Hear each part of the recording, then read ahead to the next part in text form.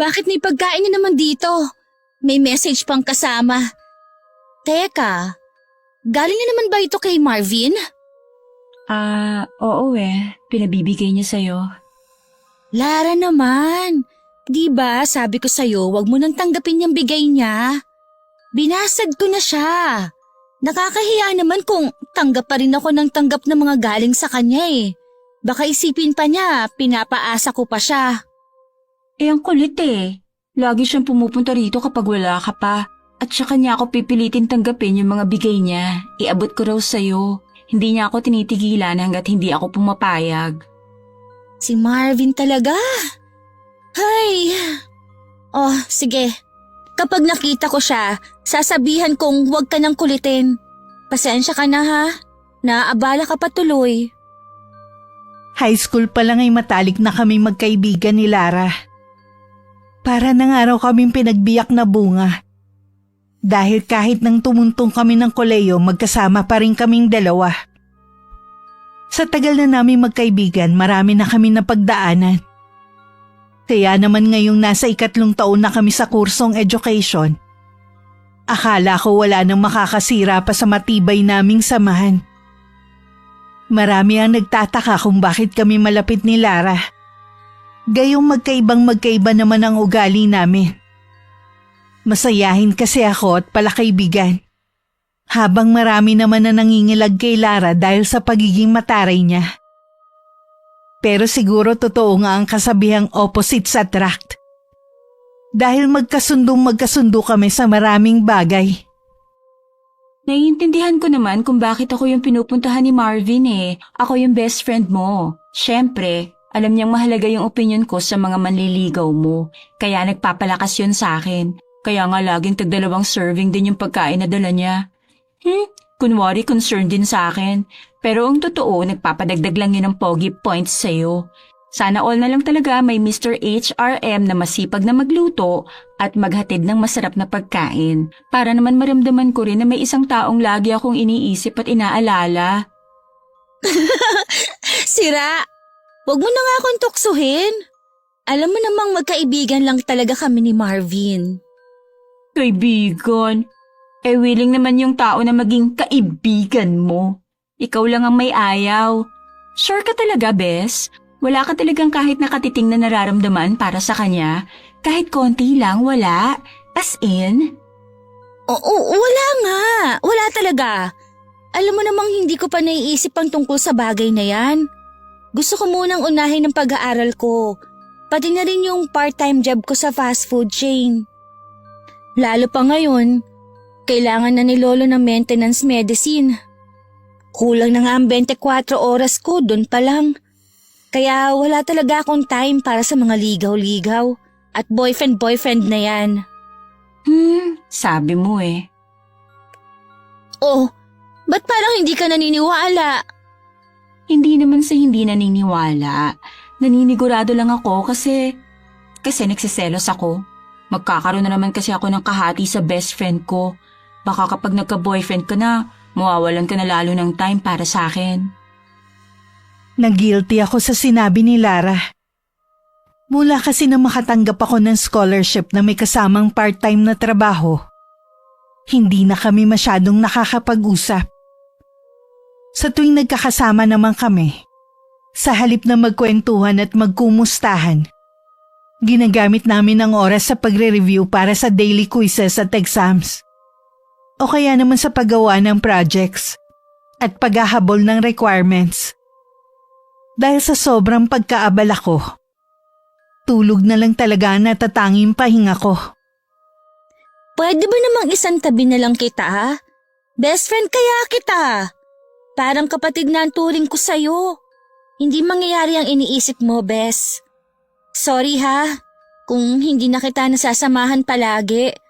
Busy lang talaga ako. Hindi bale, babawi ako sa'yo. Promise. Okay ka lang? Ano ka ba? Para namang hindi tayo mag-best friend niyan. O kumain ka na ng dala ni Loverboy. Parang nakakahiya naman kung kakainin ko to. Ha? Ang OA mo naman, Glessy. Masamang tumanggi sa grasya. Pagkain naman to, hindi mamahaling bagay. Tignan natin kung anong luto to. Beef broccoli at mushroom. Sosyalin. May dessert pang kasama. Ang haba talaga ng hair ng best friend ko. Sana all na lang, sana all. Kung ayaw mo kay Marvin, ibalato mo na lang siya sa akin para ma-experience ko rin yung ganito. Loka-loka! Hindi ko naman pag-aari yung tao. Pag-aari mo naman ang puso niya. Uy! Ang hyper mo ngayong araw ha? Nakainom ka ba na gamot? Kumain na nga lang tayo. Fine. Nagugutom na rin naman ako. Oo nga pala. Munti ko na makalimutan, may dala rin akong kanin at ulam dito. Hindi man kasing sosyal nang galing kay Marvin, special pa rin dahil ako nagluto. Special pork adobo na tuyo. Tikman mo. First time ko lang lutuin yan, sana magustuhan mo. No harsh comments ha, alam mo namang balat sibuyas ako. Ako na nga lang ang makikikain, magiging choosy pa ba ako? Pero napansin ko, parang nahihilig ka yata sa pagluluto. Di ba ayaw na ayaw mong nagluluto? Kasi sabi mo, nangangamoy ulam ka pagkatapos. Ha? Dati yon. New hobby ko na to ngayon. Nakaka-relax kasi. Tinikman ko ang ulam na dala ni Lara. Pero napakunot ng noo ko nang may malasahang konting pait. Dahil ayoko masaktan ng damdamin niya, hindi na lang ako nagkomento pa. At tahimik na lang inubos ang pagkaing hinanda niya para sa akin. Kahit nung uminom ako ng tubig, parang may naiwang pa ring pait sa dila ko. Nawala na tuloy ang pagdadalawang isip ko na kainin ang pagkain galing kay Marvin. Chocolate lava cake ang dessert. Tamang-tama para pampaalis ng naiwang pait. Sumilay ang maliit na ngiti sa gilid ng labi ko nang makita ang pulang hugis puso na icing sa ibabaw ng cake. Wala akong kamalay-malay sa ngiti kong yun. Pero nahuli yun ng matalas na paningin ni Lara. Isang madilim na ekspresyon ang dumaan sa mukha niya, na agad din namang nawala bago ko pa makita. Agad na napawi ng matamis na tsokolate ang pait na nalalasahan ko. Natuwa naman ako at mas lalong in-enjoy ang bawat subo ng cake. Nang bigla na lamang akong may nakitang isang maliit na langaw na dumapo sa kamay ko. Napatili ako at winasiwas ang kamay para maitaboy ang pesteng insekto. Ew! Langaw! Bakit may langaw dito? Ayun pa oh! Ay, kadiri! Langaw? Nasaan? Wala naman ako nakikita. Ayun! Ayun, lumilipad! Ha? Teka, saan na nagpunta yung mga langaw? Bakit bigla na lang nawala? Aling mga langaw bang sinasabi mo? Wala naman ako napansin. Okay ka lang ba, Bes? Hindi kaya pagod ka lang at kulang sa tulog? Night shift ka pa naman tapos umaga lagi yung klase natin. Umuwi ka na lang kaya muna at magpahinga. Hindi, okay lang ako. Guni-guni ko lang siguro yun. Nagkamali lang ako ng tingin. Nagtataka man ipinagsawalang bahala ko na lamang ang kakatuwang pangyayaring yun. Pagkatapos naming kumain, dumiretso na kami sa susunod naming klase. Habang naglalakad kami ni Lara sa hallway, naririnig ko pa rin ang ingay na likha ng mga lumilipad na langaw. Impit lamang ang ingay na yun, na para bang nasa malayo ang pinagmumulan. At hindi sinasadyang nahagip lang ng pandinig ko. Subalit bahagya rin yun lumalakas. At para bang sinusundan ako kahit saan man ako pumunta. Sa tuwing lilingon naman ako sa pinanggagalingan nun, wala naman akong nakikitang kahit ano. Lumakas sa tenga ko ang sari-saring pagaspas ng pakpak ng maliliit na insekto. Maya't maya akong nagpapalinga-linga. Naging kapansin-pansin ang kakaibang mga kinikilos ko. Kaya pinagtitinginan na rin ako ng iba pa naming mga kaklase. Mabuti na lang at nasa pinakalikod ng classroom ang pwesto ko. Panay naman ang sulyap ni Lara sa akin. Marahil ay nag-aalala sa kalagayan ko. Paglipas ng oras, nagsimula naman akong manghina at mahilo. Para akong magkakasakit. Umakyat naman ang kilabot sa akin. Nang bigla kong maramdaman na parang may mga langaw na gumagapang sa balat ko. Kahit wala naman ako nakikita. Naramdaman ko pang may dumapo rin sa labi ko. Muntik pa akong masuka.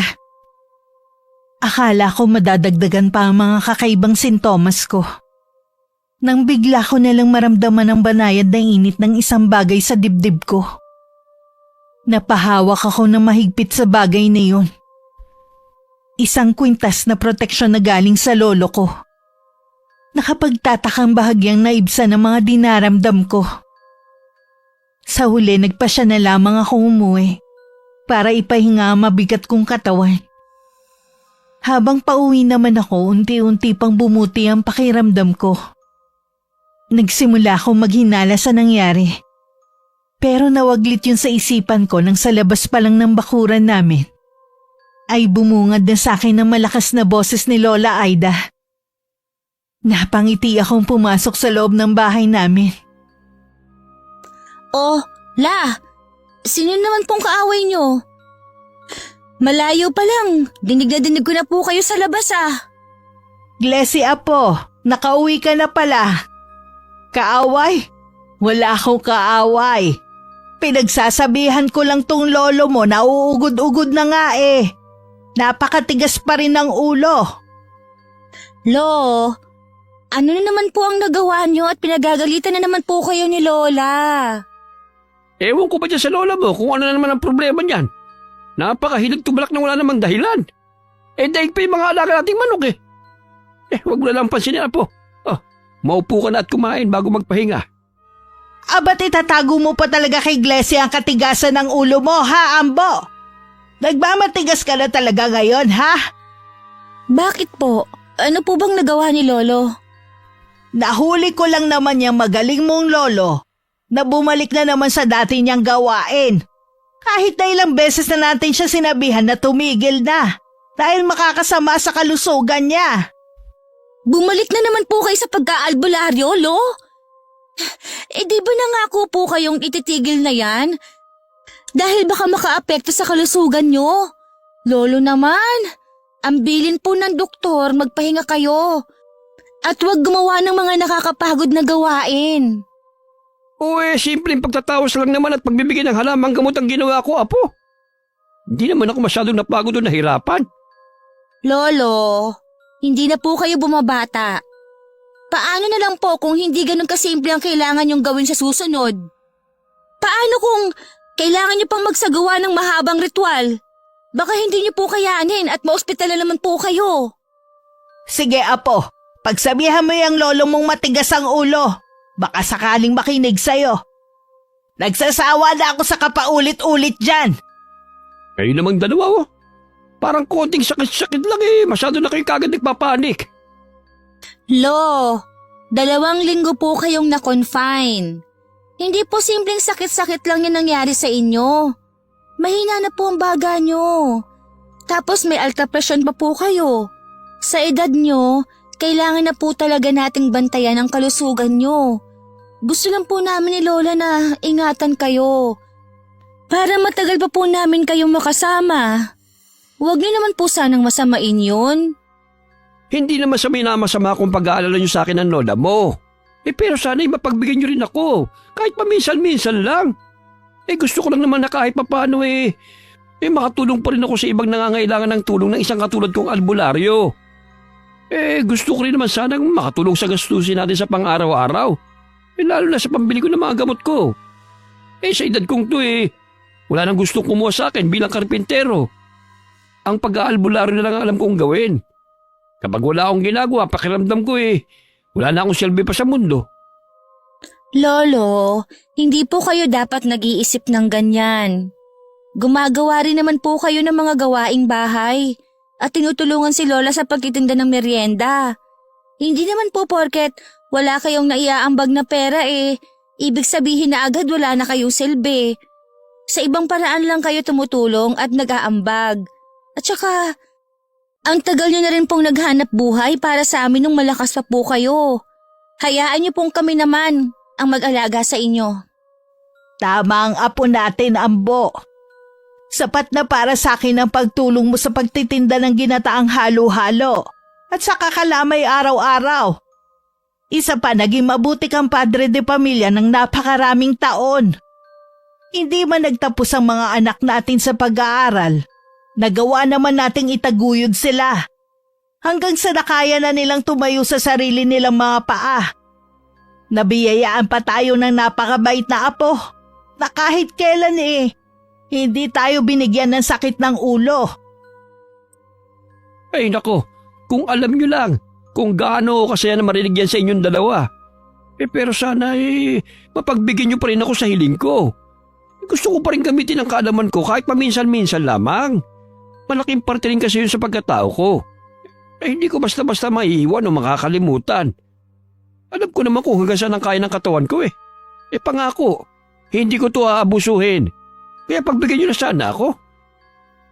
Nagkatinginan kaming dalawa ni Lola Aida. Ilang dekadang naging albularyo si Lolo. Hindi na nakapagtataka kung bakit malaking bahagi yun sa buhay niya. Minana pa niya ang taglay niyang karunungan sa lola niya. Mahirap alisin ang pagkaalbularyo sa kanyang pagkatao. Nakita ko sa mga mata ni Lola ang pangunawa at paglambot ng kanyang puso. Malumanay na muli ang boses niya na kausapin si Lolo. O sige, pinapayagan na kitang bumalik sa pagiging albularyo mo. Basta't ipangako mo lang na hindi ka tatanggap ng mga mahihirap at nakakapagod na kasong maaaring makaapekto sa kalusugan mo. Talaga, Aida? Pinapayagan mo na ako? Oo, Ambo. Pinapayagan na kita. Sinasabi ko na nga ba't hindi mo ako matitis . Salamat, mahal, at pinagbigyan mo ako. Anong mahal-mahal ang sinasabi mong matanda ka? Pangilabot ka nga, Ambo. Hindi ka na nahiya kay Glessy. Ano namang masama sa pagtawag ko sa ilang mahal? Yun naman ang tawagan natin noon . Huwag po kayo mahiya sa akin, La. Ang sweet nyo nga po . Nakakakilig. Narinig mo, mahal? Ayos lang daw kay Glessy. Kapag ako nainis, Ambo, babawiin ko ang permiso ko sa'yo. At saka hindi pa ako tapos sa sasabihin ko. May kondisyon ang pagpayag ko, no? Kondisyon? Ano namang kondisyon na kailangan kong sundin? Iwasan mo na ang pagkain ng matatabang pagkain. Narinig ko sa anak ni Saling na nakita ka raw niyang nagtatago habang kumakain ng chicharon bulaklak. Talaga yatang gusto mong mamatay ng maaga, ikaw na matanda ka. Isang beses lang naman yun. Hindi na mauulit, mahal. Tahimik na lang ako nakinig habang inilalatag ni Lola ang mga kondisyon niya. Lihim din ako natatawa sa kakulitan ni Lolo. Dahil may hirit siya sa bawat sinasabi ni Lola. Sa ganitong klase ng tahanan ako lumaki. Masaya, maingay, puno ng pagmamahal at pag-aalaga. Kaya naman kahit naulila na ako sa mga magulang at walang mga kapatid, naging masaya naman ang kabataan ko. Dahil meron akong lolo't lola na pinunan ng pagkasabi ko sa isang mapagmahal na pamilya. Lo, sumunod na lang po kayo sa mga sinabi ni Lola. Para naman po sa kabutihan niyo yun. Ay, ano pa nga bang magagawa ko? Gayon pinagkaisahan nyo na akong dalawa. Hindi naman po sa pinagkakaisahan namin kayo, Lo. Sadyang pareho lang namin kayong mahal. Kaya pareho rin kami nag-aalala sa kalusugan nyo.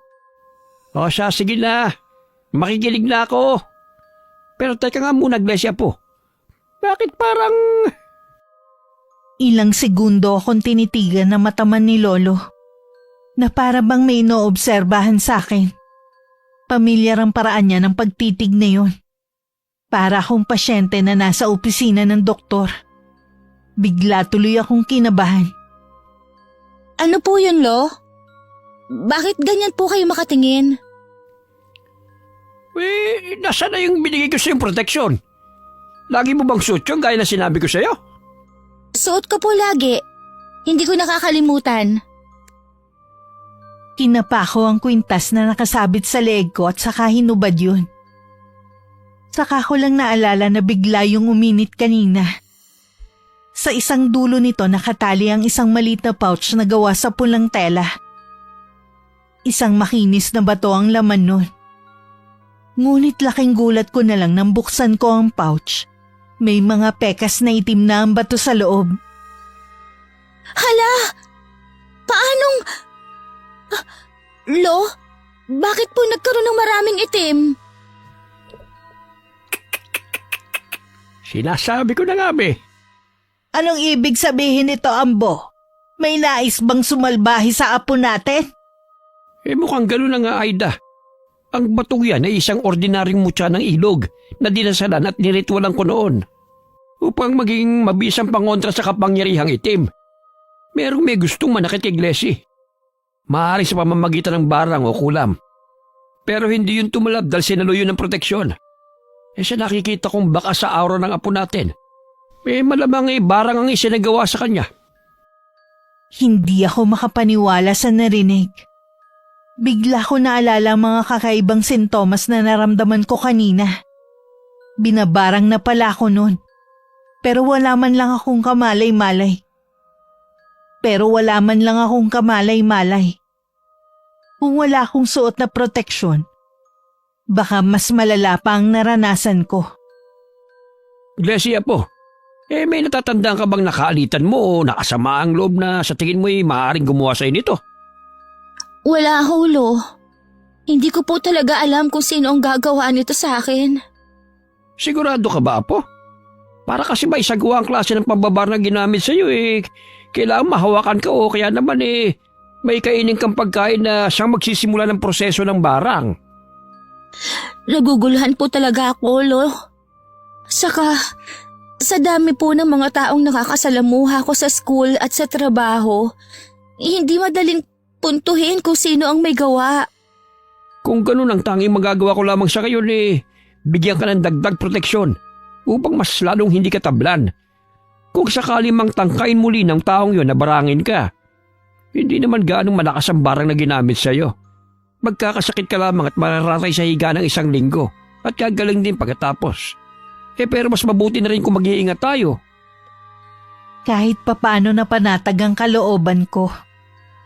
Matapos matanggap ang dagdag na proteksyon na bigay ni Lolo. Taglay ni Lolo ang kakayahan at kaalaman bilang isang magaling na albularyo. Kahit na panandalian siya natigil sa gawaing yun, sigurado akong epektibo ang galing sa kanya. Sa kabilang banda, hindi mawala ang mga agam-agam sa isipan ko.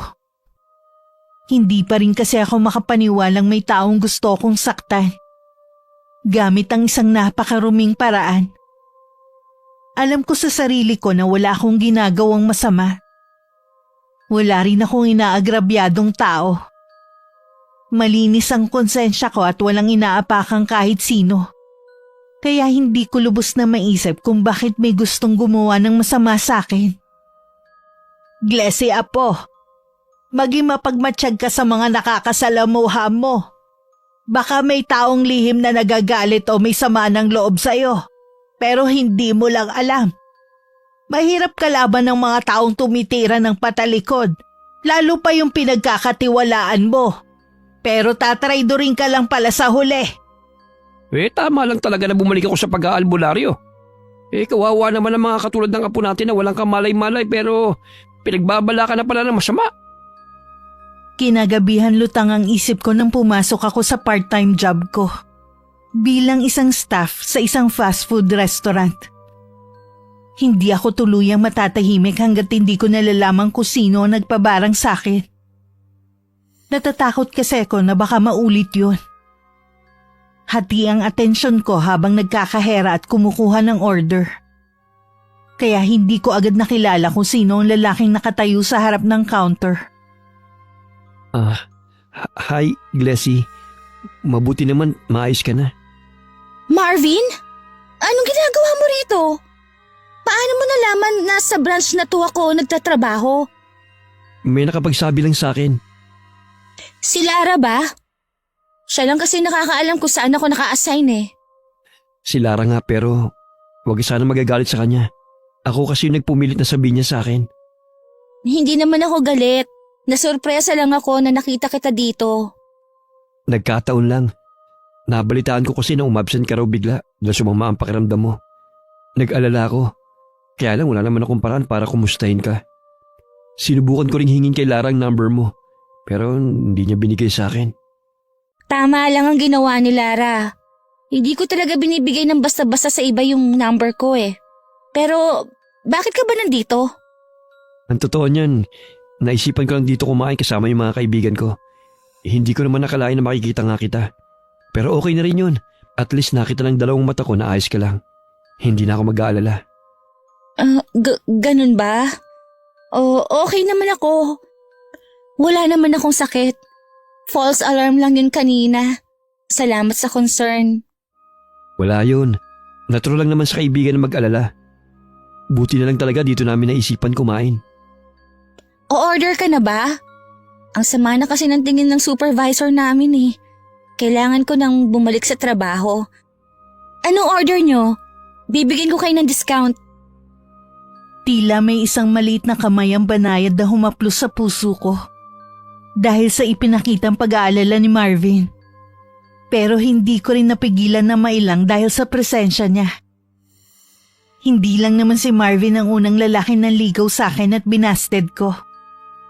Pero siya lang ang nagkaroon ng kakaibang epekto sa akin. Dahil wala pa akong karanasan sa pag-ibig, hindi ko agad lubos na naintindihan ang tunay kong nararamdaman.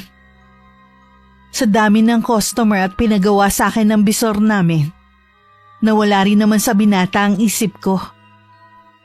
Nang muli ko siyang maalala, bakante na ang mesa nila at mukhang kanina pa sila nakaalis.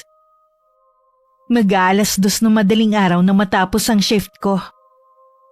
Ako lang mag-isa ang naghihintay sa terminal ng jeep. Madalang ang dumadaang sasakyan ng ganong oras. Kaya namomroblema ako kung paano makakauwi agad. Nagulat na lang ako nang biglang may pumaradang motorsiklo sa harap ko. Kinabahan ako bigla at maglalakad na sana palayo. Pero bigla ko narinig ang isang pamilyar na boses na tumawag sa pangalan ko. Hatid na kita, Glessy. Marvin? Anong oras na? Akala ko kanina ka pa nakauwi. Malapit lang dito yung bahay ng isa kong tropa eh. Doon sana ako makikitulog. Kaso bigla ulit akong nagutom eh. Order sana ulit ako ng cheeseburger at fries. Pero nakita kitang mag-isa lang dito sa terminal. O ano, hatid na kita? Wag na. Makakaabala pa ako. Nakakahiya naman. Wala to. Ako naman nag-offer eh. Kaya okay lang kahit abalahin mo ko ng abalahin. Mas gusto ko nga yun eh. Ikaw talaga, Marvin. Masyado ka mapagbiro. Pero wag na nga. Salamat na lang sa offer. May dadaan pa namang jeep dito eh. Okay lang sa akin maghintay. Sigurado ka? Oo nga. O sige, sasamahan na lang kita rito hanggang sa makasakay ka. Para hindi nakakatakot kasi mag-isa ka lang eh. At saka para sigurado rin akong safe ka. Ano ba? Hindi na kailangan. Sanay naman na ako sa ganito eh. Hindi lang naman to yung unang beses na na-assign ako sa late shift. Next month, baka 6 a.m. naman yung labas ko. Hindi na alanganing oras para sumakay. 6 a.m.? Eh di ba 7 a.m. ang pinakamagang time ng klase sa school natin? Paano yun? Diretso pasok ka na kahit wala ka pang tulog? Oo, ganun talaga. Kailangan magtiis. Diyan talaga ako bilib na bilib sa'yo eh. Sobrang sipag mo. Hindi biro ang pagsabay ng trabaho at saka pag-aaral. Pero nakakaya mo yung balansehin. Kaya hangang-hanga talaga ako sa'yo eh. Nakaka-inspire ka. Ikaw naman, masyado kang bilib sa akin. Natural lang naman na gawin ko to kasi may mga pangarap akong gustong matupad. Kahit naman sinong may pangarap, kayang tiisin at harapin ang lahat ng pagod at hirap. Magtagumpay lang. Diyan ka nagkakamali, Glessy. Hindi lahat ganyan ang mindset. Yung iba kasi puro lang pangarap, pero kulang naman sa gawa. Tapos sila pang may ganang mainggit sa success ng iba. Hihilahin ka pa nila pababa. Bihira mga taong kagaya mo, kaya dapat proud ka sa achievements mo. Deserve mo yan, kasi pinagpagura mo yun lahat eh. Huwag mo naman ako masyadong purihin. Pumapalakpak na ang tenga ko, oh. Pero, bakit mo ba ginagawa ito, Marvin? Hindi ba sinabi ko na sa'yong hindi pa ako handang magka-boyfriend? Hindi mo kailangan mag-overthink sa ginagawa ko. Wala akong ibang motibo rito. Gusto ko naman siguro na safe ka.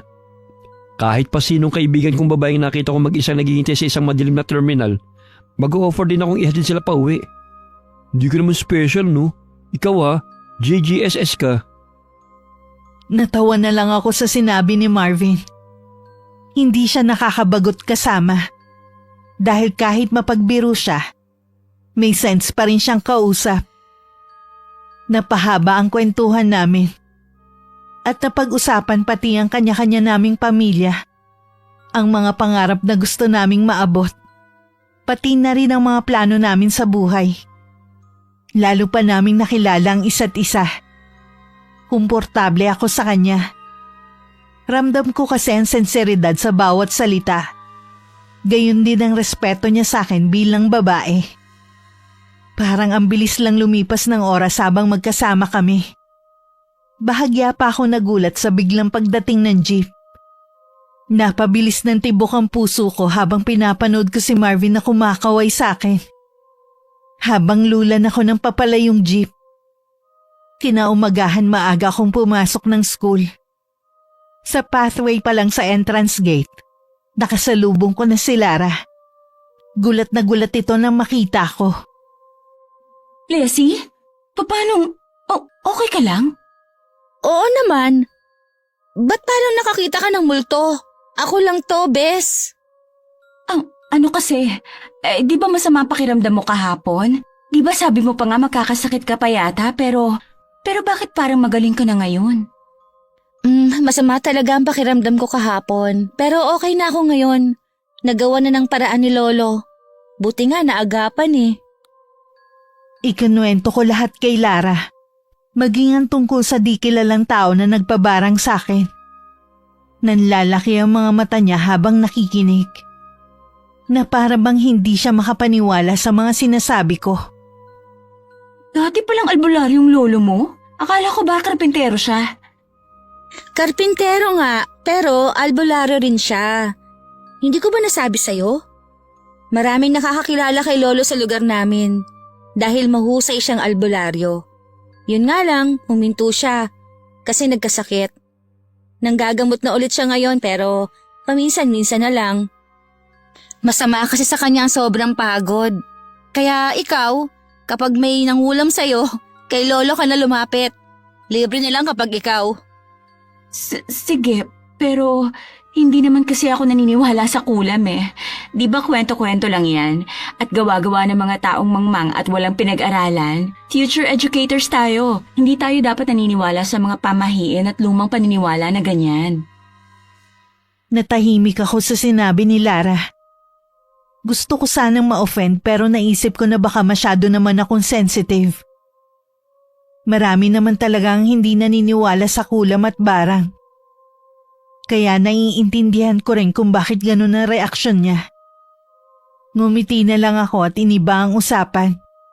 Nabanggit ko bigla ang tungkol sa amin ni Marvin. Oh, bakit bigla kang tumahimik? Wala. Napansin ko lang kasi yung ngiti mo habang nagkukwento ng tungkol sa inyo ni Marvin. Mukhang iba na yan ah. Ikaw ako may kerengkeng ka na. Nilabas mo na rin ang natatago mong landi. Grabe ka, kerengkeng agad. Nagkwentuhan lang naman kami. Kunwari ka pa. Baka nga nagpapakipot ka lang eh. Binasted mo na pero ini-entertain mo pa rin yung attention niya sa'yo. Umamin ka na kasi, Bes. Gusto mo rin si Marvin, no? Wala akong sinasabing gusto ko siya ha, pero sa tingin ko, hindi naman talaga siya mahirap magustuhan. Mabait naman siya at caring. Tapos thoughtful pa. Saka masayang kasama ha. Kaya lang, hindi pa talaga ako handang pumasok sa isang seryosong relasyon eh. Saka na lang kapag nakagraduate na tayo. Hindi ko sasabihin sa kanya pero kung makakapaghintay siya ng ganun katagal at kung sakaling manliligaw pa siya ulit, sasagutin ko siya. Biglang sumambako lang mukha ni Lara. Nagulat ako at natigilan sa biglaang pagbabago ng emosyon niya. Ilang segundo niya akong tinitigan ng diretso sa mga mata. Hindi ko alam kung bakit bigla ko nalang naisip na parang ibang tao ang kaharap ko. Bakit, Lara? May nasabi ba akong masama? Hoy! Magsalita ka naman! Wala to. Naiinis lang ako kasi buti ka pa sigurado makakagraduate ka na next year. Ako, parang malabo yata. Ha? Bakit naman malabo? Akala ko ba sabay tayo? Wala ka namang back subjects, di ba? Wala, pero ang problema ko yung pambayad ng tuition para sa next sem. Hindi na kasi magpapadala ng pera si Mama. May sakit daw kasi yung kinakasama niya sa Canada. Kailangan nila ng malaking halaga para sa surgery na gagawin. 1 taon na lang naman eh. Siguro naman, pwede nilang gawa ng paraan. Baka may iba pa kayong mga kamag-anak na pwedeng hingan nyo ng tulong. Tapos, babayaran mo na lang kapag nakagraduate ka na at nakahanap ng trabaho. Ayoko nga humingi ng tulong sa kanila. Yung mga kamag-anak namin sa side ni Papa bago pa sila magbigay, ang dami munang sasabihin. Nakakarindi. Tapos yung sa side naman ni Mama, aalilain ka para sa napakaliit na halaga. Inoferan ako ng pinsan kong lalaki na mag-live-in nanny sa kanila. Hindi ako pumayag, no? Napakakukulit at sutil kasi ng mga anak nun. At saka baka manyakin pa niya ako. Nasa ibang bansa rin kasi yung asawa eh. So, anong balak mo? Nag-iisip pa nga ako. Ay, buti ka pa sagot ng tita mo yung tuition mo. Kaya kahit maliit lang ang scholarship allowance mo hindi ka naman namumroblema sa pambayad ng tuition. Tapos wala pa silang ibang ine-expect sa'yo maliban sa grades mo. Sana may ganyan din kaming kamag-anak. Kaso wala eh. Maswerte talaga ako sa tita ko. Wala pa akong naririnig kay tito at sa mga pinsan ko. Malaki rin ang utang na loob ko sa kanila. Dahil nagbibigay talaga sila basta sa pag-aaral ko. Hindi ko tuloy alam kung paano ko sila mababayaran. Huwag mo nang problemahin yon. Hindi naman sila nagpapabayad, diba? Choice naman nila yung pagtulong sa'yo. Kahit na, pinaghirapan pa rin nila yung perang pinapadala nila. Sobra-sobra naman ang meron sila. Kaya nga sila nakakapagbigay pa. Basta tanggapin mo lang. Hindi ako sang-ayon sa sinabi ni Lara. Pero para hindi na humaba ang usapan, hindi na lang ako sumagot. Hindi ko rin maiwasang mapatanong sa sarili ko kung masyado lang ba ako nag-iisip. Kanina ko pa kasi napapansin na para bang may iba pa siyang gustong ipakahulugan sa mga salitang binibitiwan niya. Baka kasi hindi naman yun ang intensyon ni Lara at ako lang talaga ang naglalagay ng mali siya. Palihim ko siyang inobserbahan. Salubong pa rin ang kanyang kilay at parang malalim ang iniisip. May nababakas akong pagkabahala sa kanyang ekspresyon na baka dala lang na napipintong pagtigil niya sa pag-aaral. Part-time job na lang ang hanapin mo. Kahit sa call center mag-apply ka. Total, English major naman tayo. Glessy naman, alam mo namang English Carabao lang ang kaya ko. Hindi naman ako kasing galing mo mag-English. Sa interview pa lang, bagsak na ako. Wala naman kasi ako ng utak mo. Ay, bakit kasi hindi ako kasing talino mo? Hindi naman ako matalino eh. Nag-aaral lang.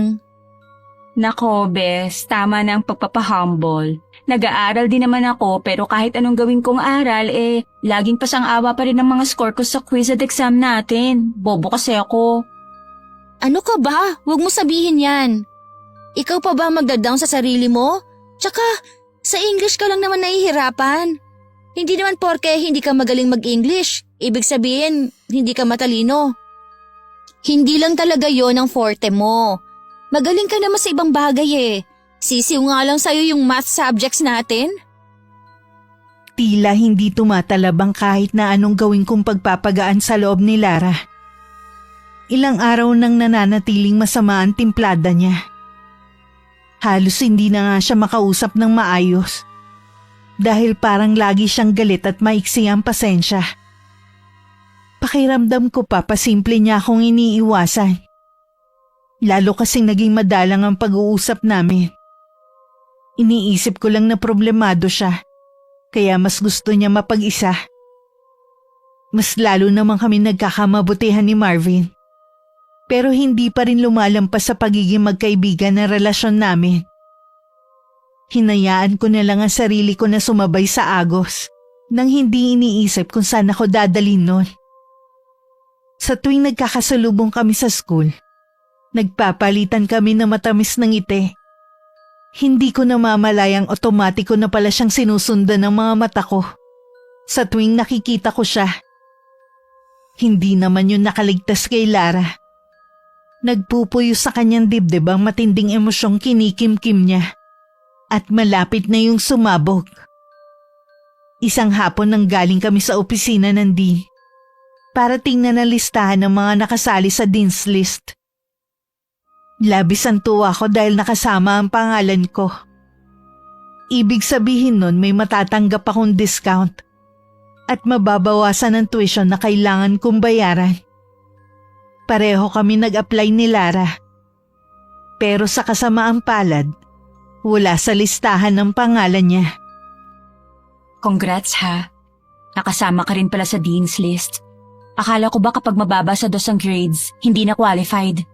Di ba yung PE mo last sem 2.25 ka? Bakit nakasama ka pa rin? Dahil yun kay Dean. Tinulungan niya akong kausapin si Sir Migs para ma-reconsider yung grades ko.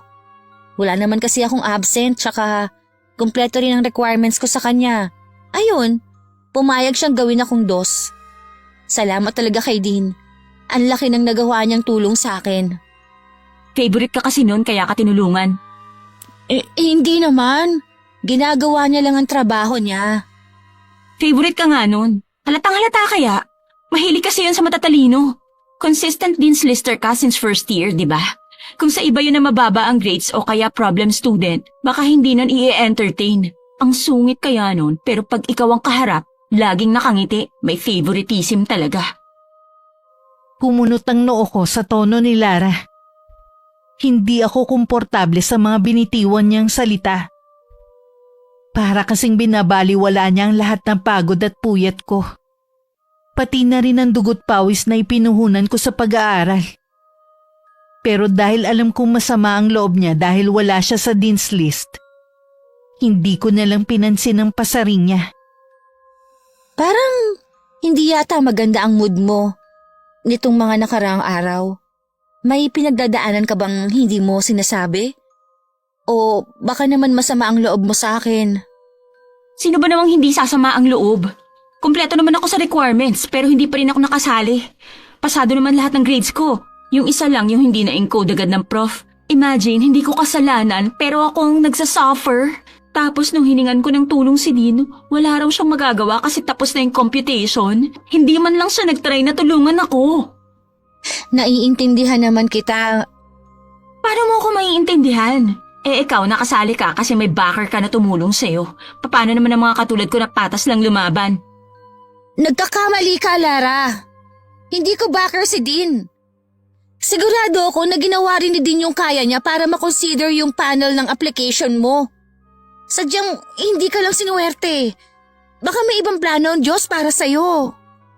Plano. Tinamoy mo pa talaga ang Diyos. Okay. Sorry, Glessy, kung ikaw ang napagbubuntunan ko ng sama ng loob ko. Stress lang kasi ako masyado kasi hindi ko alam kung saan ako kukuha ng pera pang enroll next sem. Ayoko kasing tumigil sa pag-aaral. Malaking tulong sana yung discount na makukuha ko kung sakaling nakapasok ako sa Dean's List eh. Hindi ko talaga alam kung anong gagawin. Wala akong malapitan. Okay lang, naiintindihan ko talaga ang kalagayan mo. Hayaan mo, itatanong ko sa supervisor namin kung may bakanting posisyon sa branch namin. Ipapasok kita. Ilalakad kita sa manager namin. Huwag na, hindi na kailangan. Tara na, malilate na tayo sa klase natin. Tila nagkaroon ng mataas na pader sa pagitan namin na hindi ko kayang akitin. Alam kong masama ang loob sa akin ni Lara. Pero hindi ko alam kung kailan pa yun nagsimula. Para kasing hindi naman ang Dean's List Scholarship ang tunay na pinag-ugatan ng lahat. Pakiramdam ko may iba pa siyang hindi sinasabi sa akin. Nangako ko sa sarili ko na kakausapin ko siya ng masinsinan para maging malinaw ang lahat sa amin. Ayoko namang magkasira kami dahil lang sa isang simpleng hindi pagkakaunawaan. Lingid sa kaalaman ko, mas marami pa palang inililihim sa akin si Lara. Ay Lara, kamusta naman ang araw mo? Kumpleto na ba dahil nakita mo ako? Wala dito si Glessy. Sa akin mo na naman siya hahanapin. Hindi naman ako tanungan ng mga nawawalang kambing. Oh, bakit para yatang ang init ng ulo mo ngayon? Sino kaaway natin ha? Tara, samahan kita. Resbakan natin yan. Wala akong kaaway. Nagsasawa lang ako sa buhay ko. Lagi na lang kasi akong ekstrang nakikisampid sa main character na lagi na lang panalo sa buhay. Madali niya nakukuha ang gusto niya, samantalang ako kung ano-ano pang kailangan pagdaanan. Pero bigo pa rin sa huli. May kanya-kanya naman kasi tayong timeline. Hindi mo kailangan magmadali. Makukuha mo rin ang gusto mo, pero sa tamang panahon. Kaya hindi mo rin dapat kinukumpara ang sarili mo sa iba. Basta may sipag at tiyaga ka, at kung sasama mo rin ang dedikasyon, balang araw darating din ang time to shine mo. Pag nangyari yon, ikaw na ang main character. Pwede ba? Hindi ako naniniwala sa mga pakonsuelo de bobong yan. Kaya please, manahimik ka na lang. Mukhang malalim ang pinaguhugutan mo. Gusto mo bang umalis na lang ako para mapag-isa ka? Hindi, huwag ka munang umalis. Mag-usap muna tayo, Marvin. Gusto mo pa rin ba si Glessy? Hindi ka pa rin ba sumusuko sa kanya? Bakit naman ako susuko? Wala pa naman siyang boyfriend. Saka lang ako susuko kapag nakakita na siya ng lalaki mag-aalaga at magmamahal sa kanya. Pero hanggat wala pa, hindi ako mawawala ng pag-asa na magustuhan din niya ako. Bakit ba kasi siya ang gusto mo? Marami namang ibang babae dyan sa tabi-tabi. Dream girl ko kasi si Glessy. Sa kanya ko nakita yung mga katangian na hinahanap ko sa isang babae na pwede kong makasama habang buhay. Bukod sa maganda at matalino pa, mabait din, masipag, approachable at napaka-friendly. Tapos palagi pang nakangiti. Kapag si Glessy kasama ko, nakakagaan ng pakiramdam. Parang nagiging maaliwalas kagad yung araw ko. Paano kung hindi naman pala si Glessy ang para sa'yo? Paano kung ibang babae pala na mas karapat dapat? Yung hindi ka pa aasahin at kayang suklian ang lahat ng ginagawa mo. Ano tong sinasabi mo, Lara? Hindi ka ba talaga makaramdam? Gusto kita, Marvin. Matagal na. Kaya lang naman ako pumayag na maging tulay mo kay Glessy para magkaroon ako ng pagkakataon na mapalapit sa'yo. Nagbabakas sakaling magugustuhan mo rin ako. Please, Marvin. Pwede bang ako na lang? Pero si Glessy mahal ko. Lara, patawarin mo ko. Pero hanggang kaibigan lang ang tingin ko sa'yo. Hindi na yun hihigit pa ron. Ganun ba? Wala ba talaga akong magagawa para baguhin ang nararamdaman mo? Mahirap turuan ng puso, Lara. Patawad kung hindi ko kaya suklian ang nararamdaman mo. Sadyang hindi ako lalaki nakalaan para sa'yo. Makakahanap ka pa na mas karapat dapat kaysa sa akin. Pero ikaw ang gusto ko, Marvin. Pero hindi ikaw ang gusto ko, Lara. Kundi si Glessy. Patawarin mo ko. Hindi ko akalaing hahantong tayo sa ganito Pero Lara, sana hindi maapektuhan ng pangyayaring to ang pagkakaibigan niyo ni Glessy. Ayokong ako pa maging dahilan para magkasira kayo. Glessy, puro na lang si Glessy. Ano bang pinakain niya sa inyo at siya na lang lagi ang bukang bibig niyo? Siya na ang matalino, ang masipag, ang mabait. Siya na ang chosen one. Lahat na lang, siya na. Lara, paano ka nakakapagsalita ng ganyan kay Glessy? Akala ko ba magkaibigan kayo? Sawang-sawa na akong maging kaibigan niya dahil lagi na lang akong naiit sa puwera kapag nandyan siya. Sige, kung siya talaga ang pinipili mo, pues magsama kayong dalawa. Namayani ang matinding sama ng loob at halo-halong negatibong emosyon kay Lara. Yun ang naging mitya ng mga pangyayari sa buhay naming tatlo na hinding-hindi namin malilimutan. Pinuntahan ni Lara ang isang maliit na bahay na pinangingilagan sa kanilang barangay. Sa dulo yun ng isang tahimik na kalye. Isang matandang lalaking payat at uugod-ugod na ang mag-isang nakatira ron. Mang Tasyo? Mang Tasyo, nasa loob po ba kayo? Mang Tasyo? Gabi na, Lara. Hindi ka na dapat nagpupunta pa sa lugar na ito. Pwede mo namang ipagpabukas ang pakay mo. Kung ganun ay alam niyo na po pala kung bakit ako nandito. Ganun na nga. Halika, pumasok ko sa loob ng bahay ko at saka tayo mag-usap. Hindi po tumalabang barang kay Glessy. Parang wala lang nangyari. Albularyo pala kasi ang lolo niya. Nasayang lang yung binigay niyo sa aking likido na inilagay ko sa pagkain niya. Alam ko na ang tungkol sa bagay na yan. Sa tingin ko'y mas mabuti na rin yung ganon para wala kang pagsisihan. Siguro naman ngayon ay ititigil mo ng kagustuhan mong gumanti sa kanya. Bakit ko naman po ititigil? Hindi pa rin nababawasan ang sama ng loob ko sa kanya. Lahat na lang ng gusto ko, sa kanya napupunta. Ang barang ay hindi magmimintis kung ang taong puntirya ay nakagawa talaga ng kasalanan. May dahilan kung bakit siya nakaligtas. Inosente ang kaibigan mo, Iha. Wala na po ba talaga kayong ibang magagawang paraan? Higit na malakas na kapangyarihan ang kakailanganin kung nais mo siyang ipabarang ulit. Subalit hindi ko may papangako na tatalab yun dahil maaaring mas malakas na ang proteksyong suit niya bilang pangontra. Albularyo ka mo ang lolo niya, hindi ba? Ang pagkakatanot kapalaran ang gumagawa ng paraan upang hindi ka tuluyang maligaw ng landas.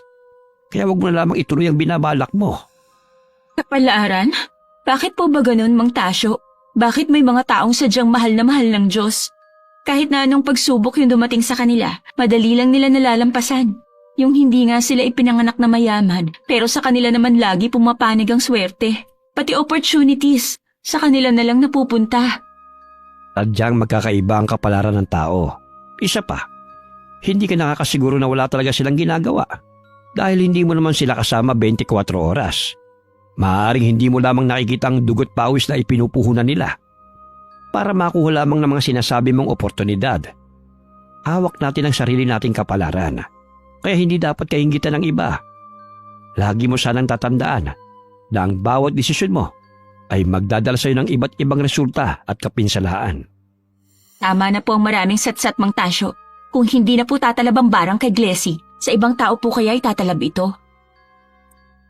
Malaking tsansa na tatalab ito kung walang suot na proteksyon ang taong yon.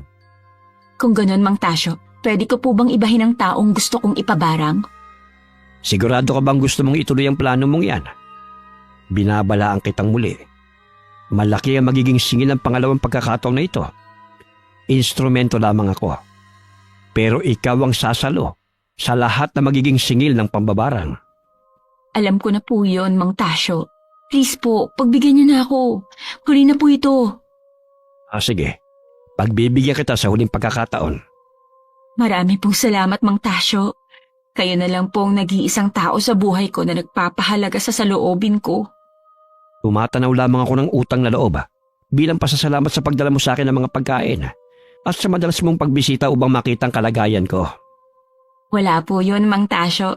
Tira lang naman po sa bahay yung mga pagkain dinadala ko sa inyo. Sayang naman po kung itatapon ko lang, kagaya ng utos ng madrasta ko. Wala lang ito sa'yo, pero malaking tulong para sa isang matandang katulad ko na mag-isa na lamang sa buhay. Hayaan mo. Gagawin kong pinapagawa mo. Dala mo bang kakailanganin? Nasa bag ko po ang picture at naisulat ko na rin po ang buo niyang pangalan at birthday sa papel. Meron din po akong nakuhang ilang hibla ng buhok. Ibigay mo sa akin ang lahat ng yan. Sana pagkatapos nito ay matutunan mo na ang leksyong dapat mong matutunan. Napapailing na lang ang matandang mambabarang na kinuha kay Lara ang mga gagamitin niya sa gagawing pambabarang. Iniligay niya ang mga yun sa isang garapong puno ng mga buhay na alupihan at sakay pinatong sa gitna ng isang altar na may mga nakasinding itim na kandila. Umusal siya ng mahabang dasal sa wikang hindi maintindihan. Tahimik lang na pinanood ni Lara si Mang Tasyo. Pagkuway tila may nagising na pagsisisi sa dibdib niya. Pero kaagad din niyang sinupil yun. Samantala, hindi na itago ni Marvin ang kanyang pagkabalisa matapos ang tagpo sa pagitan nila ni Lara. Ilang araw nang lumipas pero hindi pa rin niya alam kung paano sasabihin sa akin. Batid niya kung gaano kami kalapit ni Lara. Kaya naisip niyang maaaring hindi ko siya paniwalaan. Pero hindi lang pala yun ang labis na gumugulo sa kanyang isipan. Napapansin ko parang wala kang masyado sa sarili nitong mga nakaraang araw. Wala to. May malalim lang akong iniisip eh. Nalilito pa ako kung anong gagawin ko. Kung kailangan mo nang makikinig sa problema mo, huwag kang mahihiya magsabi sa akin ha. Oo naman. Balak ko naman talagang sabihin sa'yo eh. Bakit parang namumutla ka? Tsaka, bigla ka rin pumayat. Marvin, may sakit ka ba? Wala to. Nagpa-check up na ako sa doktor. Normal naman daw ang kalusugan ko. Dala lang siguro ng pagod. Busy kami sa OJT. Makakabawi rin ako pag tapos na kami. Sigurado kang pahinga lang talaga ang kailangan mo? Oo, sigurado ako. Hindi rin kasi ako nakakatulog na maayos itong mga nakaraang gabi. Binabangungot kasi ako eh. Anong klaseng bangungot? 3 magkakasunod na gabi na yatang nangyayari to. Sa umpisa hindi ko maalala kung anong laman ng panaginip ko. Basta sa tuwing magigising ako, napakabilis ang tibok ng puso ko. Na para bang takot na takot ako. Ilang beses nangyari yon. Kaso wala naman akong maalala pagdating sa umaga. Pero kagabi, may nakita akong imahe sa panaginip ko na hindi ko makalimutan. Anong napanaginipan mo? Bakit takot na takot ka? Isang higanting alupihan ang napanaginipan ko. Isang higanting alupihan na nanginginain ng sariwang karne. Na nakakalat sa buong sahig ng isang kwarto. Nagkalat din ng pulang dugo at tumutulo pa sa pader at kisame. Halos bumaliktad nga ang sikmura ko eh. Dahil parang naaamoy ko talaga yung lansa ng dugo. Lalong namutla si Marvin habang inilalahad yun. Kahit ako kinilabutan sa laman ng panaginip niya. Kinutuban din ako ng hindi maganda. Bangungot nga talaga ang tawag dyan. Bakit ka naman biglang nananaginip ng ganyan? Nanonood ka ba ng extreme horror movies bago matulog? Hindi ako mahilig sa horror movies. Hindi ko nga alam kung bakit gano'n ang napapanaginipan ko eh. Tapos ilang gabi pang nauulit. Parang nagkaka-phobia na nga ako sa alupihan eh. Minsan kasi parang nai-imagine ko na may malilit na alupihan na gumagapang sa loob ng katawan ko. Baka hindi na yan simpleng bangungot lang. Anong ibig mong sabihin? Baka binabarang ka na, Marvin. Ano? Barang? Oo, barang nga. Nakakatakot yon dahil kapag binarang ka, matinding sakit talagang mararanasan mo. Katawan kasi at isipan ang pinupuntirya noon. Naniniwala ka pala sa ganun? Albularyo ang lolo ko kaya naniniwala ako. Ang mabuti pa, sumama ka sa akin. Dadaling kita kay lolo para naman… Pasensya na, Glessy. Pero hindi kasi ako naniniwala sa ganyan eh. At saka, ayoko naman sa ganitong parang pa kami unang magkikita ng pamilya mo. Pero Marvin… Alam ko nag-aalala ka at gusto mo akong tulungan. Magpapacheck up muna ako sa ibang ospital. Bangungot lang naman ang iniinda ko eh. Malayo sa bituka. Kung wala pa rin mangyayari at hindi pa rin ako gumaling, tsaka ako lalapit sa lolo mo. Ay, sige, ikaw ang bahala. Kahit na hindi mapalagay ang loob ko, nirespeto ko pa rin ang desisyon ni Marvin. Gayunpaman sa paglipas ng mga araw, mas lalo lamang siyang lumalala. Marami ang nakapansin sa naging pagbabago ng katawan niya. Unti-unting lumalalim ang nangungusap niyang mga mata at naging humpak ang kanyang mga pisngi. Nawala ang sigla ng kanyang matikas na katawan. Na tila ba isang malakas na ihip lang ng hangin, ay liliparin na siya nito. Hanggang sa hindi na siya pumasok sa school. Dahil sa labis na pag-aalala, nawala sa isip ko si Lara. Noon pala'y lihim na nitong pinapanood ang pagkabalisa ko, na para bang isa akong nakakaliw na palabas sa TV. Doon na siguro ni Lara na nagtagumpay si Mang Tasyo sa ginawang pambabarang kay Marvin. Natupad nga ang kagustuhan niyang makagante, pero wala siyang makapangkasiyahan sa tagumpay na yon. Isa sa mga kaibigan ni Marvin na nakapagsabi sa akin kung saan ang address ng bahay nila. Hindi ako nagpatumpik-tumpik pa at agad na pinuntahan yon. Ang ina at 2 nakababatang kapatid ni Marvin ang sumalubong sa pagdating ko. Puno ng takot at pangamba ang kanilang ekspresyon, dala ng hindi maipaliwanag na dinaranas ng binata. Pangatlo sa 5 magkakapatid si Marvin. May sarili ng pamilya ang panganay nila, habang ang pangalawa naman ay isang nurse sa Amerika. OFW naman sa Middle East ang kanilang ama. Dahil 2 miyembro ng pamilya nila ang nasa abroad, Nakaluluwag sila sa buhay. Subalit ang masaya nilang tahanan ay nababalot ngayon ng takot at lumbay. Pinapasok ako ng nanay ni Marvin at saka dinala sa silid kung saan siya nakaratay. Sinabi sa akin ng nanay ni Marvin na sa kahit saang ospital pa ito ipatingin, walang nakikitang negatibong resulta ang mga doktor. Kaya sa huli pinapauwi na lamang sila. Halos may statwa ako sa kinatatayuan nang muling makita si Marvin. Kaawa-awa ang itsura niya. May mga kakaibang butlig na kulay pula at itim na tumubo sa iba't ibang parte ng kanyang katawan. Ang ilan sa mga to ay tila pumutok at nagsimula ng maging sugat na nagnanaknak. Iyon marahil ang pinagmumulan ng kakaibang amoy na bumabalot sa buong kwarto. Napatakip ako ng bibig upang pigilan ng hikbi na nais ko mawala. Ngunit bigo ako. Mabagal na nagmulat ng mata si Marvin. Halatang nanghihina siya. Pero pinilit niyang bumangon at maupo sa higaan para harapin ako. Gracie, ikaw ba yan? Ako nga, Marvin. Pasensya ka na. At matagal akong walang paramdam. Hindi mo kailangang humingi ng tawad. Alam ko na kung anong pinagdaanan mo. Pero Marvin, bakit hindi mo sinabi sa akin? Bakit hinayaan mong umabot ka sa ganitong kalagayan ng hindi mo man lang nalalaman? Tahan na, Gracie. Mas lalo akong nahihirapan kapag nakikita kang umiiyak. Sorry kung hindi ko nasabi sa'yo. Natatakot kasi ako eh. Akala ko kasi bilang na ang mga araw na ilalagi ko sa mundo. Ayoko lang na idamay ka pa sa pinagdadaanan ko. Bakit? Tingin mo ba mahina ako at hindi kayang harapin ang ganitong klaseng sitwasyon? Ganong klase bang babae ang akala mo sa akin?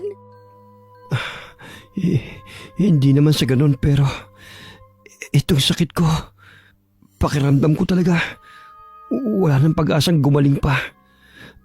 Ayoko makita ka nasasaktan sa mga huling sandali ko. Pakiramdam ko talaga wala na akong pag-asang gumaling pa. Ayoko makita ka nasasaktan sa huling sandali ko. Ibig mo bang sabihin, kung hindi ko pa nahanap ang tirahan niyo, hahayaan niyo na lang na mawala ka sa mundo nang hindi ko malalaman? Hindi ko alam na napakalapit mo pala, Marvin. Nagkakamali ka, Gracie. Hayaan mo ko magpaliwanag. Tama na! Saka na lang tayo mag-usap ng masinsinan kapag nalampasan na natin to. Kung sana'y sinabi mo agad sa akin na nangyari sa'yo, di sana'y natulungan din kita makahanap agad ng paraan. Anong ibig mo sabihin, Gracie? Alam mo ba kung anong sakit ko? Sinabi ko na sa'yo nung una pa lang kung ano ang hinala ko. Hindi mo lang ako noon pinaniwalaan. Pero ngayon, siguro naman, handa ka na maniwala. Wala kang sakit, Marvin.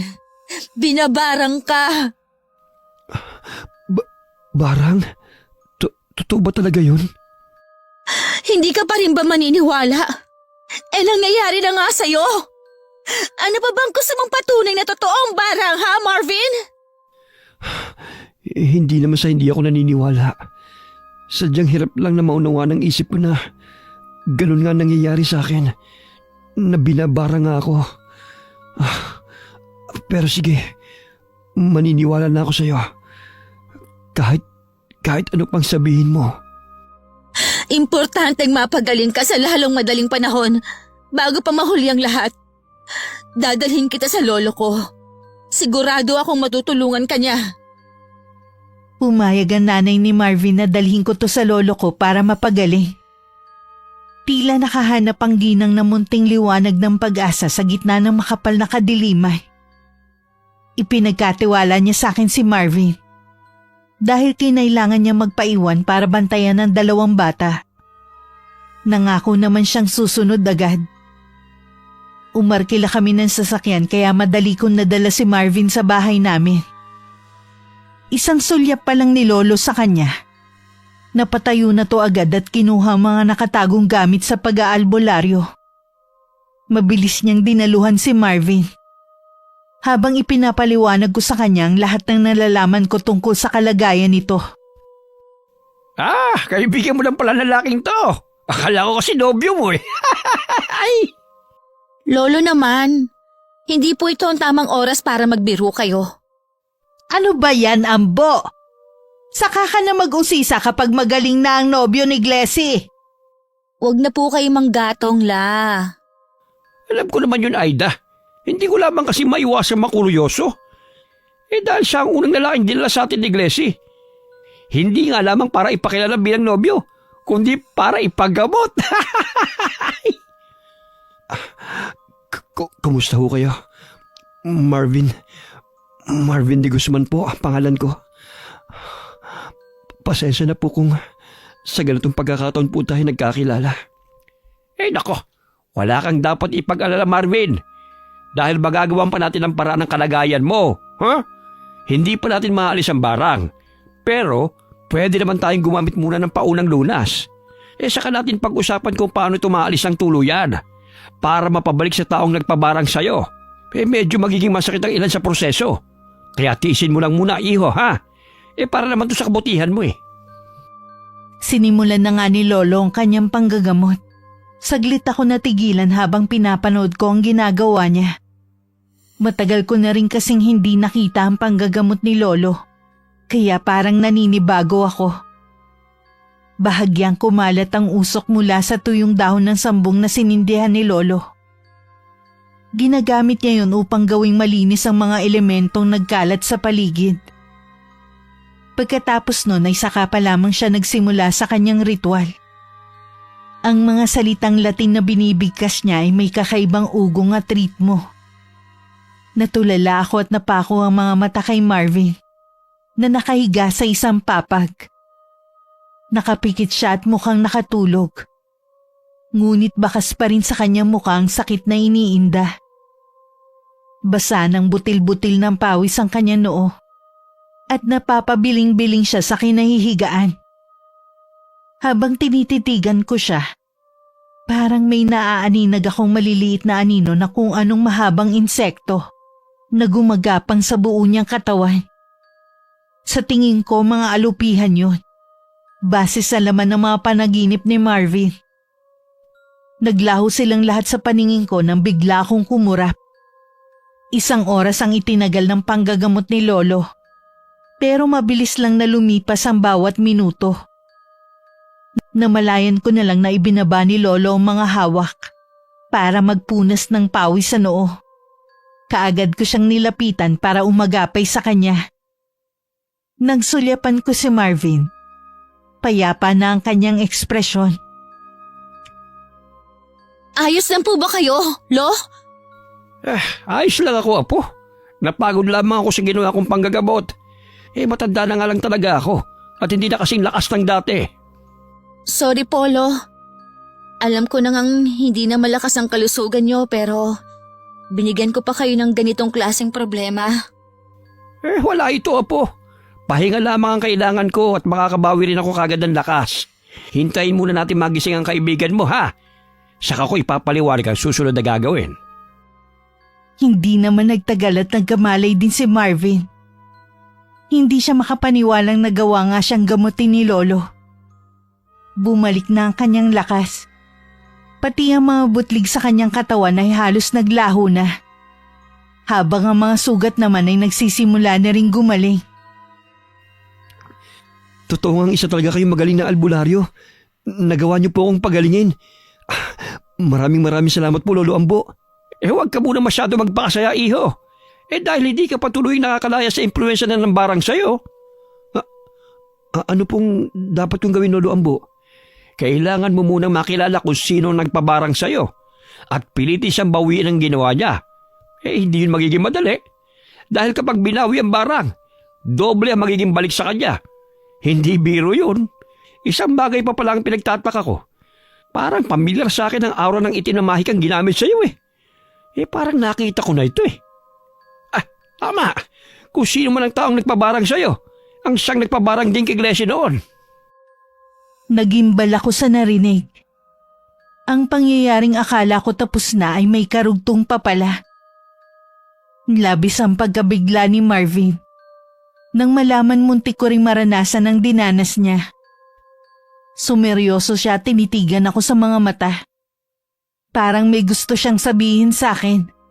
Pero nag-aalinlangan pa rin siya.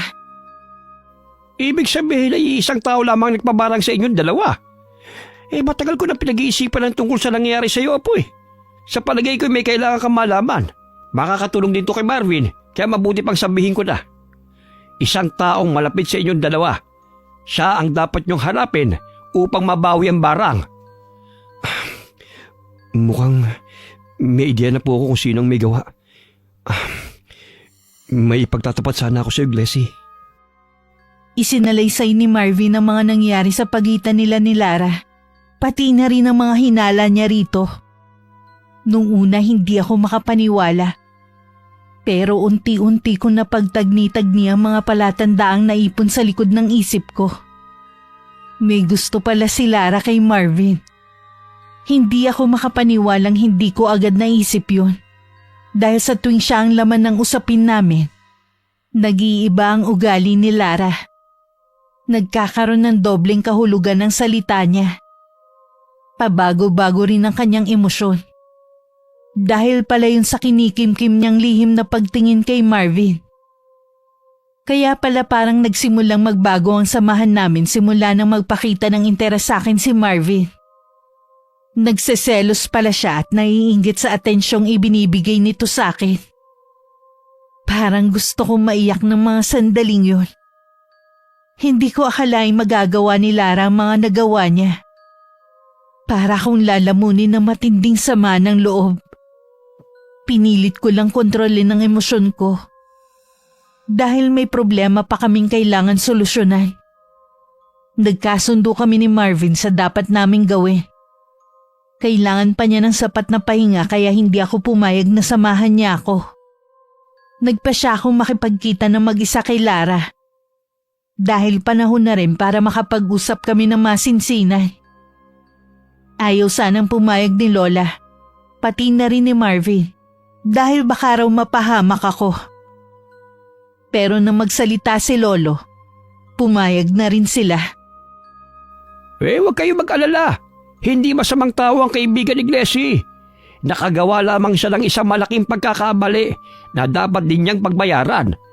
Kahit na puno ng negatibong emosyon ang barang na ginawa sa inyong dalawa, wala yung intensyon na bawiin ang buhay niyo. At saka mas malakas na ang proteksyong suot ni Glecy ngayon. Hindi siya basta tatabla ng kahit anumang sumpa, kulam o barang. Hindi ko na ipinagpabukas pa ang pagpunta kay na Lara. Ilang beses na ako nakapunta sa bahay nila nung nasa high school pa lang kami. Kaya naman kabisado ko pa ang address. Dapit hapon na makarating ako sa kanila. Ang posturadang madrasta ni Lara nagbukas ng pinto sa akin. Sinabi ko sa kanya ang pakay ko at agad niyang tinawag si Lara. Walang bahid ng pagkagulat sa mukha ni Lara na makita ko. Tila alam na niyang darating ako. Malamig ang ekspresyong pinasunod niya ako sa bakanting lote sa likod ng kanilang bahay. At sa kanya ako hinarap. Bakit ka nagpunta rito? Anong kailangan mo sa akin? Bakit, Lara? Bakit nagawa mo kaming ipabarang ni Marvin nang wala naman kaming ginagawang masama sa'yo? Dahil yun sa'yo, Glecy. Ikaw ang may kasalanan ng lahat. Mang-aagaw ka kasi. Lahat na lang inagaw mo sa akin. Anong pinagsasabi mo? Wala akong inagaw sa'yo! Meron. Dahil ikaw ang malas sa buhay ko. Simula nang maging kaibigan kita, nagkanda leche-leche ng lahat sa buhay ko. Ang pamilya ko, ang pag-aaral ko, ang opportunities na dapat para sa akin, pati si Marvin. Lahat yun inagaw mo sa akin, Glecy. Wala akong inagaw sa'yo! Bakit mo sa akin sinisisi ang mga bagay na wala naman akong kinalaman? Ako ba ang nanghimasok sa pamilya mo? Ako ba ang hindi nag-aral ng mabuti? Ako ba ang walang sapat na kakayahan at walang kusang baguhin ang sarili? Sabihin mo nga! Bakit sa akin mo sinisisi yan? Dahil kung wala ka, sa akin dapat mapupunta ang lahat ng sayo. Akin naman dapat yun eh. Sawang-sawa na akong mabuhay sa anino mo, Glessy. Pati ba naman si Marvin? Wala ka nang tinira kahit ano para sa akin.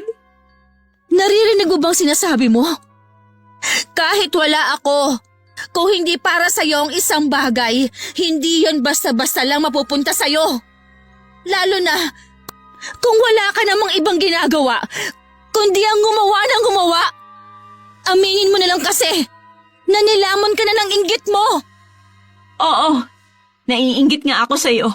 Hindi ko kasi maintindihan kung bakit ako yung buhay pa ang mga magulang, pero hindi ko naman maramdaman ang pagmamahal nila. Hindi ko rin maintindihan kung bakit walang kahirap-hirap sa'yo ang mga bagay na gusto kong gawin. Bakit pati ang lalaking gusto ko, ikaw lang ang nakikita. Kami naman ang unang nagkakilala. Pero ikaw ang minahal niya. Nahihirapan akong tanggapin yon, Glessy. Tama na, Lara. Walang kwenta ang usapan natin. Hindi rin yun ang ipinunta ko rito. Bawiin mo na ang barang kay Marvin! Ano naman ang mapapala ako kung gagawin ko yun? Aray! Bitawan mo nga ang braso ko! Bawiin mo na, Lara! Aray, bitaw sabi eh. Oo na. Babawiin ko na.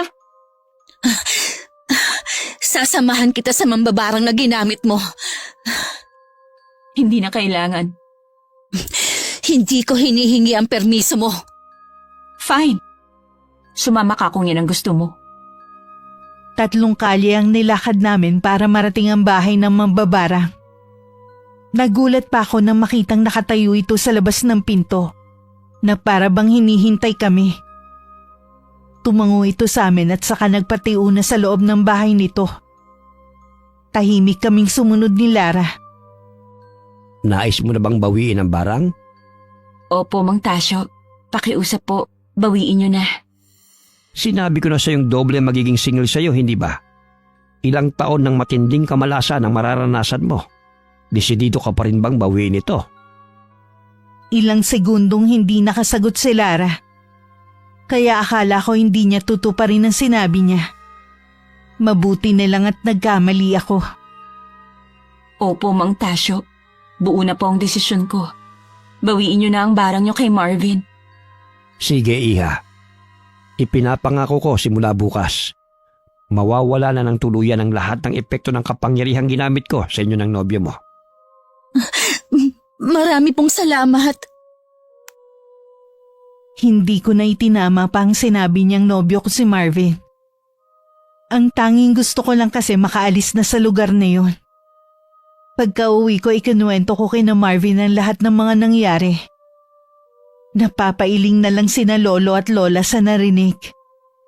Habang si Marvin naman ay nanatiling tahimik. Masakit para sa akin na nasira ang pagkakaibigan namin ni Lara. Pero hindi ko siya magawang patawarin dahil wala pa akong nakikitang pagsisisi sa mga nagawa niya. Hindi na kami nagpapansinan sa school. Lagi ko siyang nakikitang tulala at parang wala sa sarili. Hindi ko pa rin maiwasan na mag-alala para sa kanya. Akala ko nararanasan na nga ni Lara ang mga kamalasang sinabi ng matandang mambabarang. Pero nagkamali pala ako. 1 buwan na ang nakalipas nang bigla kong pinuntahan ni Lara. Ipinagtapat niya sa akin ang lahat ng mga nagawa niyang kasalanan sa amin ni Marvin. At saka taos-pusong humingi ng tawad. Ipinagtapat din niya naging kaugnayan niya kay Mang Tasyo, pati ang mga huling salita nito bago ito binawian ng buhay. Ayon kay Lara, 1 linggo matapos niyang bawiin ang pambabarang, pinuntahan niya si Mang Tasyo para maghatid ng pagkain. Pero naabutan niya itong naghihingalo. Mang Tasyo, ano pong nangyayari sa inyo?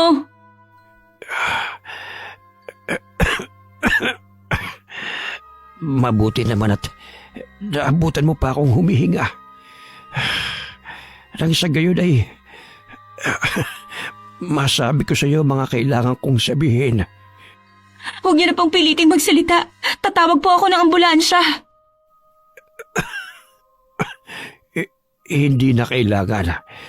Wala nang magagawa pang doktor sa kalagayan ko. Makinig ka na lamang sa ihahabilin ko. Huwag po kayong magsalita ng ganyan. Maraming salamat sa iyo. At kahit papano'y naging masaya ang mga huling araw ko sa mundong ito. Mabuti kang bata, Lara. Yun nga lang, nadadala ka sa mga emosyong sinasarili mo. Hindi masamang mainggit. Nasa iyo kung gagamitin mo ito bilang inspirasyon. O para makapanakit ng ibang tao. Sana sa susunod, gamitin mo na ito para paghusayin mo ang sarili mo. May naiwan akong kahon sa ibabaw ng malaking cabinet sa kabilang kwarto. Para sa iyong laman nun. Ikaw nang bahala sa lahat.